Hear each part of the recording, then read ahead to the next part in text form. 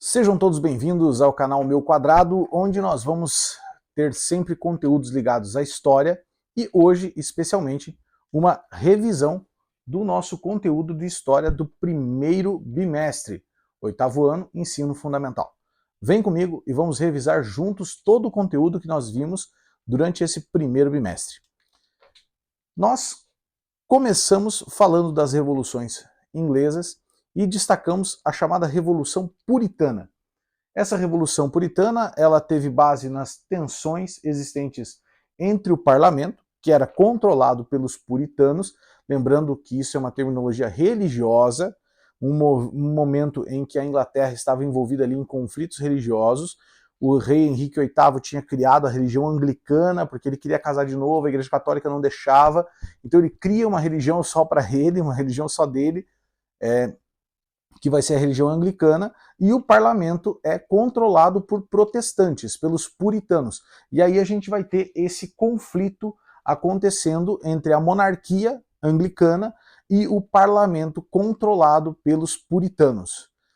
Nós vamos ter ali uma revolução, vamos ter uma guerra que vai ser travada entre os cabeças redondas, que era como era chamado o exército do parlamento, porque eles cortavam o cabelo estilo tigelinha, e aí chamavam os caras de cabeças redondas contra os gordinhos do exército da monarquia, do exército real. Porque o exército era composto por nobres, e os nobres já não eram aqueles cavaleiros, né? Eles já estavam meio cansados, já estavam mais dados ao luxo, então eles já não estavam assim, não eram assim um exército em forma, né? Talvez um exército em forma de barril. Então nós tínhamos talvez os cabeças redondas lutando contra os barrilzinhos, alguma coisa nesse sentido. Enfim, o que importa é que quem vai vencer essa guerra é o exército do parlamento, que era comandado por um cara chamado Oliver Cromwell. Olha só que nome legal, Oliver Cromwell. E o Oliver Cromwell vence a guerra e vai dar início àquilo que seja talvez a primeira experiência, talvez a primeira e única experiência republicana da Inglaterra. Nós teremos então esse período sendo chamado de Protetorado Cromwell, já que vai ter o senhor Oliver Cromwell como sendo o Lorde Protetor do Reino Unido, da Inglaterra, certo? E esse cara vai ter participação porque ele vai tornar a Inglaterra a potência marítima que ela viria a se tornar. Vai ser durante esse período que nós vamos ter a formação do chamado Commonwealth, que é essa comunidade britânica que existe até hoje, e hoje é comandada lá pelo rei Charles III. Inclusive nós vamos falar daqui a pouco por que ele é o Charles III, né? Afinal de contas, quer dizer que se ele é o terceiro, teve dois antes dele. Quem foram esses dois? Bom, vamos dar uma olhadinha nisso? Olha só o que acontece. Nós temos o Charles I, que era o rei Carlos I, que era o rei, mas esse rei vai ter a sua cabeça cortada. Onde? Quando? Durante a Revolução Puritana, que vai levar o Oliver Cromwell ao poder, certo? Então olha só que coisa interessante que eles vão fazer aqui nessa época. O Carlos I vai ter sua cabeça cortada, o Charles I, vai entrar no lugar dele o Oliver Cromwell vai governar, vai ser ali o Lorde Protetor da Inglaterra. O Oliver Cromwell ele vai impor quase que um poder absolutista, o que vai fazer com que o pessoal já não fique tão feliz com ele, porque afinal de contas eles tinham a expectativa de que ao tirar a monarquia eles iam conquistar certa liberdade. Acontece que o Oliver Cromwell vai ser quase tão absolutista quanto os reis que vieram antes dele. Mas ele consegue se manter no poder e ele inclusive conquista o direito de indicar o seu sucessor. Além de o cargo do Lorde Protetor ser um cargo vitalício, ele ainda podia indicar o seu sucessor. Quem ele vai indicar? Vai indicar o seu filho, o Ricardinho, o Richard Cromwell. Aí vai ter uma certa controvérsia, alguns vão dizer que não foi bem assim, que o Oliver, na verdade, teria indicado o genro dele, não o filho. Mas, enfim, nessa bagunça toda, quem vai assumir o poder vai ser o Richard Cromwell, filho do Oliver Cromwell. Só que o Richard Cromwell não tinha a força política, nem a força militar que o pai dele tinha. E logo, logo, o pessoal vai tirar o Richard Cromwell do poder. E aí, como aquela experiência quase republicana não tinha dado certo, qual é a alternativa que os caras encontram? Trazer a monarquia de volta. E aí eles têm umas ideias bem estranhas. De quem que eles vão atrás? Quem eles vão procurar? Carlos II, filho do Carlos I. Basicamente eles chegaram pro cara e disseram assim, olha, pois é, né? A gente cortou a cabeça do seu pai, mas vamos fazer as pazes, vamos esquecer o que passou, vamos enterrar o passado, colocar uma pedra em cima dele, e agora você pode ser o nosso rei. O que você acha? Vamos coroar você nosso rei, com algumas condições, é claro. Você não pode ser um rei absolutista, você vai ter que obedecer ao parlamento, você vai ter que aceitar as decisões do parlamento. É lógico que o Carlos II concordou com tudo que eles disseram, até o momento que ele chegou ao poder. E quando o Carlos II chega ao poder, ele vai fazer tudo que o pai dele fazia, e talvez até um pouquinho a mais. E quando ele vai fazer isso, a bagunça vai ser generalizada de novo, o pessoal não vai gostar nada do que ele está fazendo, e como eles não gostam nada do que ele está fazendo, eles vão então estabelecer de novo uma disputa entre o parlamento puritano e a monarquia anglicana.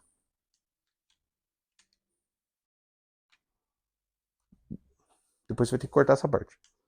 Meu controlezinho aqui ele está desligando sozinho. Mas vamos lá. E nessa disputa, o que vai acontecer? Nós vamos ter o rei Carlos II morrendo, e quem vai assumir no lugar dele é um cara chamado Jaime II, que vai tentar enrijecer ainda mais o regime e vai tentar se tornar ainda mais absolutista do que o Carlos II havia sido. Só que a galera não está disposta a ceder, e as tensões vão ficando cada vez mais fortes, até que o Jaime II vê que uma guerra vem por aí. E como ele não estava afim de perder a cabeça igualzinho ao Carlos I, o que o Jaime II faz? Dá no pé. Qual é a solução que eles encontram então? Precisamos de um substituto. Precisamos de um herdeiro. O que eles fazem? Vão até a Holanda, atrás de um cara chamado Guilherme de Orange. Por que eles vão atrás desse cara? Simples, ele era casado com Dona Maria II, filha do Jaime II, ou seja, herdeira do trono.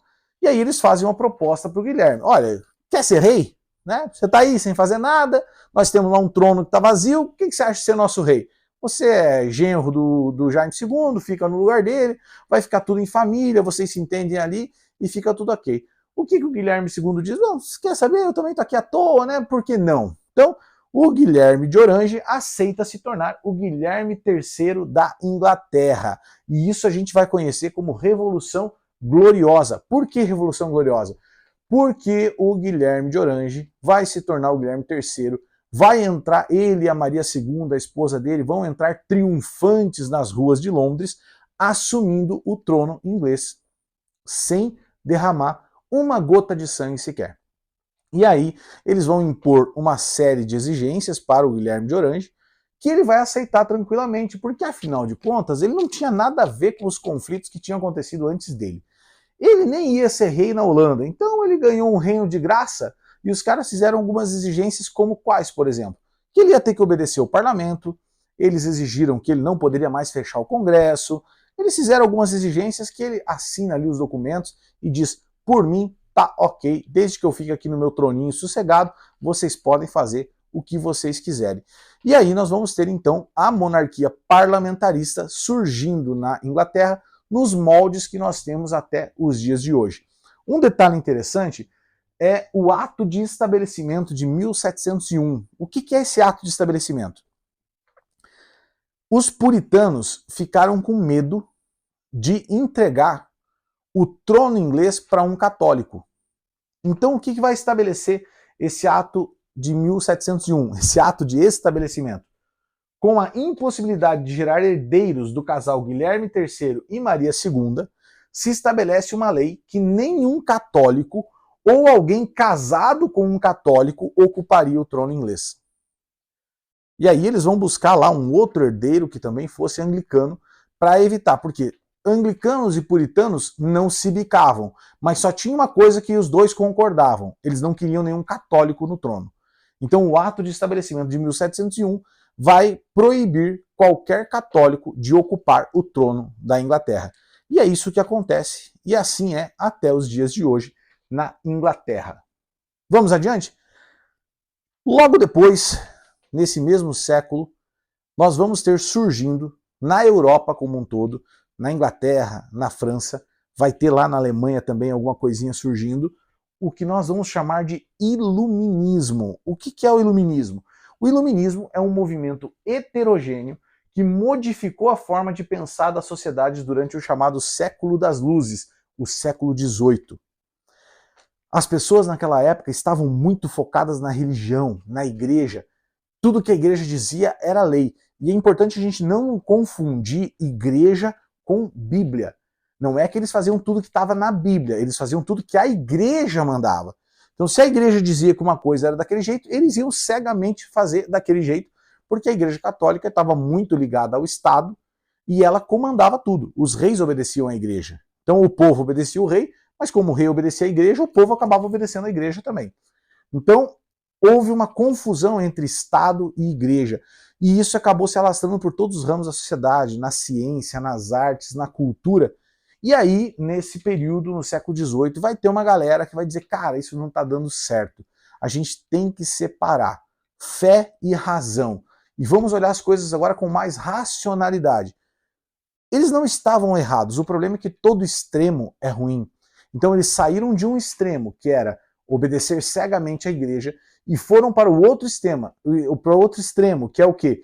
Tudo que for ligado à religião não serve e está errado, a gente precisa achar uma outra resposta. E aí a gente já sabe que isso não vai dar muito certo. Mas enfim, de qualquer maneira, o iluminismo é uma grande revolução na maneira de pensar das pessoas no século XVIII. O iluminismo vai ser apoiado principalmente pela burguesia, que vai disseminar as ideias iluministas, porque essas ideias iluministas alinhavam-se com os interesses econômicos e sociais da burguesia. Porque, obviamente, se você tira poder do clero, automaticamente você também está tirando o poder da nobreza, você vai favorecer a burguesia, que é essa nova classe social que surgiu, com esse pessoal que cuida, que lida ali com o comércio, que não tem status, como a nobreza ou o clero, mas que tem dinheiro e está buscando impor a sua vontade, ou ao menos fazer prevalecer a sua vontade, já que são eles que efetivamente movimentam a economia. O que mais? O iluminismo também contou com o apoio de alguns nobres, não era só burguesia. Alguns nobres também aderiram ao movimento, que entendiam a necessidade de uma nova forma de pensar e ver o mundo da época. Uma coisa importante para a gente ressaltar sobre o iluminismo. O iluminismo é um movimento heterogêneo. O que é heterogêneo? Eles não pensavam todos iguais.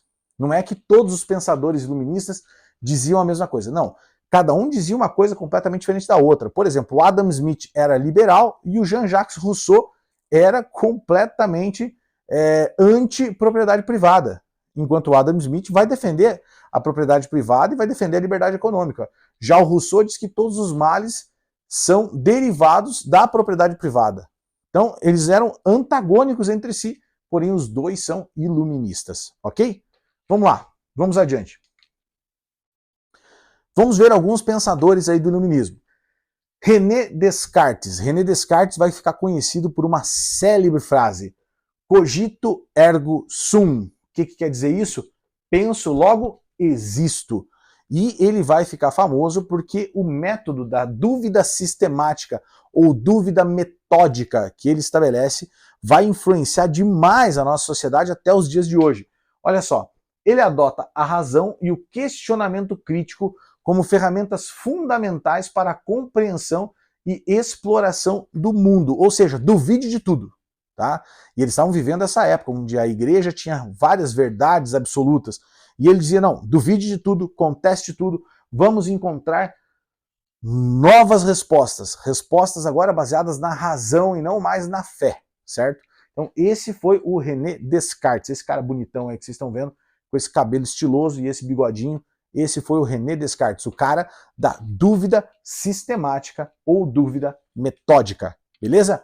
Bora lá! Depois dele, a gente pode colocar também um senhor chamado Charles Louis de Secondat, o Barão de Montesquieu. Olha só, esse cara bonitão aí também, já com um corte de cabelo diferentão, né? Mas ele vai estabelecer o que para nós? A separação dos poderes.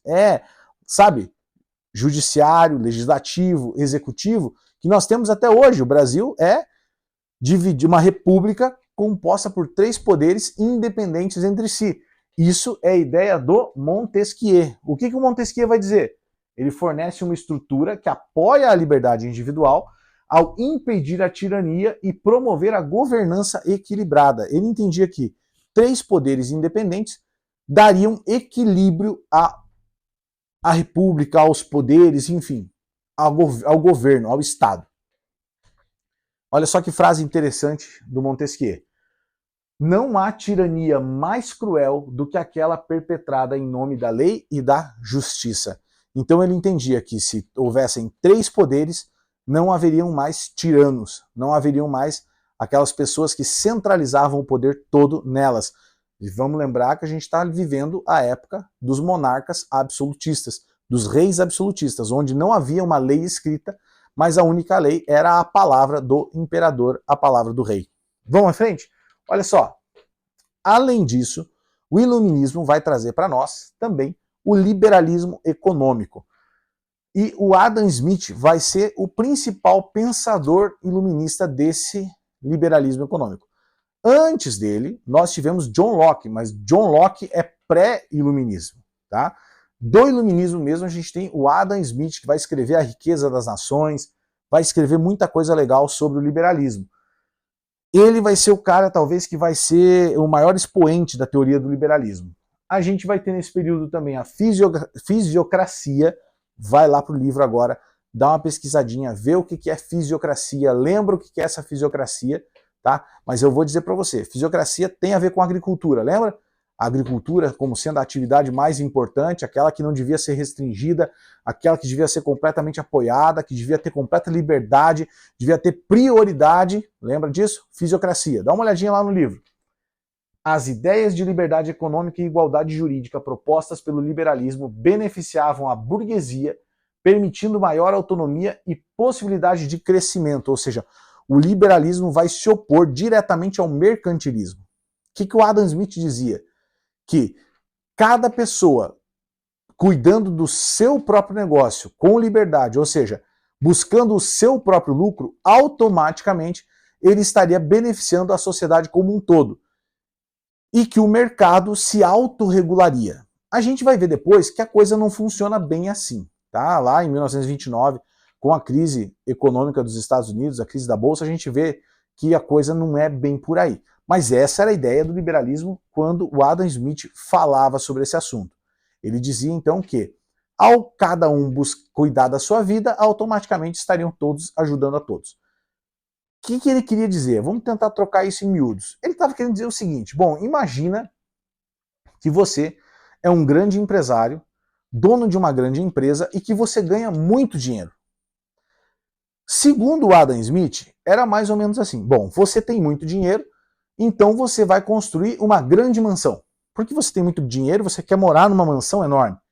Para você construir essa grande mansão, primeiro você tem que comprar um terreno. Bom, então uma parte do teu dinheiro que você ganhou já não vai ficar com você, já vai ser repassada para o dono do terreno de quem você comprou, certo?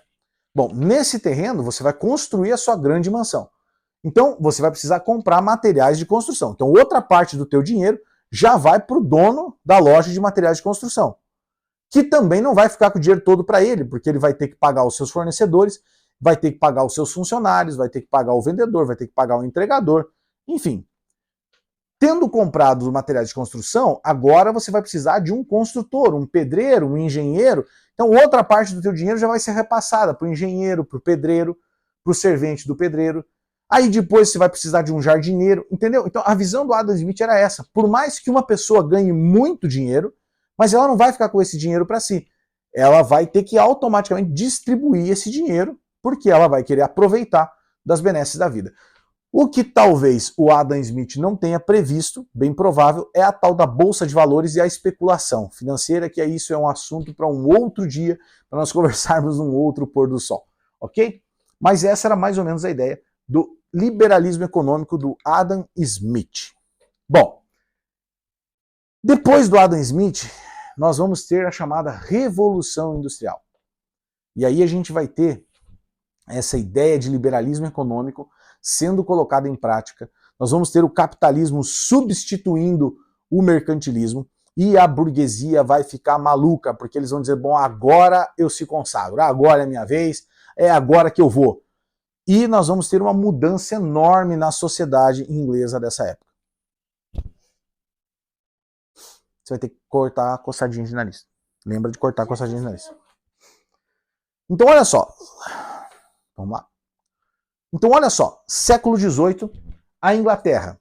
A Inglaterra possuía fácil acesso às matérias-primas, um crescente mercado consumidor e avanços significativos em ciência e tecnologia. Isso fez com que a Inglaterra pulasse muito na frente dos outros. Os outros países ficaram para trás, e a Inglaterra salta lá na frente com relação à Revolução Industrial. Por quê? Porque ela tem matéria-prima, porque ela tem um vasto território, ela tem mercado consumidor, por causa das suas colônias, e ela tem ciência e tecnologia avançando. Além disso, ela vai ter mão de obra sobrando, porque ela vai ter uma tal de política de cercamentos que vai fazer com que o povão saia do meio rural e vá para as cidades. E onde que você vai trabalhar nas cidades? Nas indústrias que estão surgindo com a tal da Revolução Industrial. Quais são as consequências da Revolução Industrial? Surgimento de novas classes sociais. A gente vai ter o fortalecimento da burguesia, mas aí vai surgir um tal de operário, o chamado proletariado. Essa galera que vai trabalhar no piso de fábrica.